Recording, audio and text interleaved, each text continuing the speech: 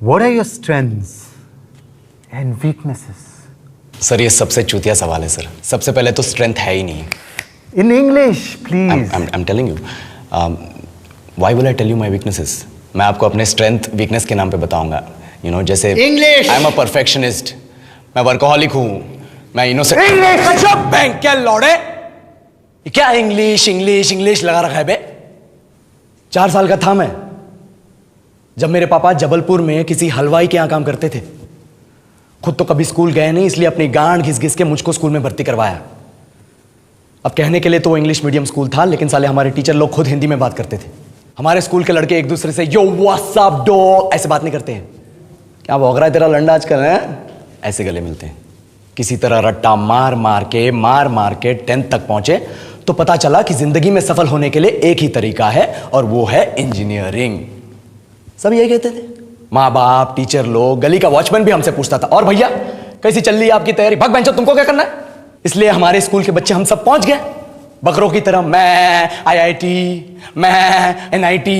अरे जिस बच्चे ने अपने बाप को जलेबी तलते देखा है वो तो यही सोचेगा ना कि जिंदगी में पैसा ही सब कुछ है। I did not choose this engineering life, sir, and neither did this engineering life choose me. It was shoved down my throat by my teachers while my hands were tied to my back by my friends and my parents watched in silence. और English सुनेगा तू मादरचोद तो सुन।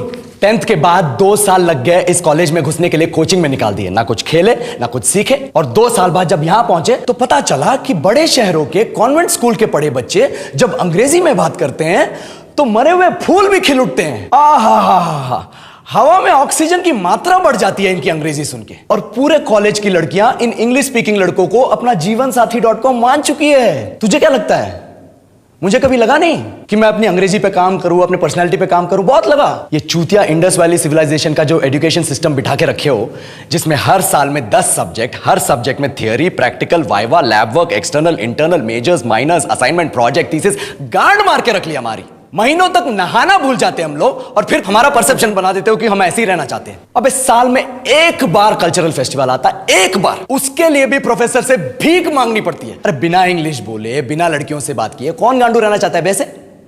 पर time कहां है कुछ सीखने के लिए? लगे पड़े हैं कोडिंग सीखने, 3 लैंग्वेज सीख रहे हैं, अलग अलग इंग्लिश छोड़ के। लेकिन जब प्लेसमेंट्स की बात आई तो सबको एप्टीट्यूड चाहिए, पर्सनैलिटी चाहिए, इंग्लिश स्पीकिंग चाहिए। It is not that we can not speak English, sir. We are just very conscious of our diction and our pronunciation, and we are not confident to speak in front of anyone else. If the curriculum was a little bit diverse, if the engineering colleges in our country focused on our all round development instead of functioning like a goddamn factory that is just mass producing robots by killing their dreams and handing out degrees, I would not be sitting here in this pointless HR interview, the likes of which exist only in our country.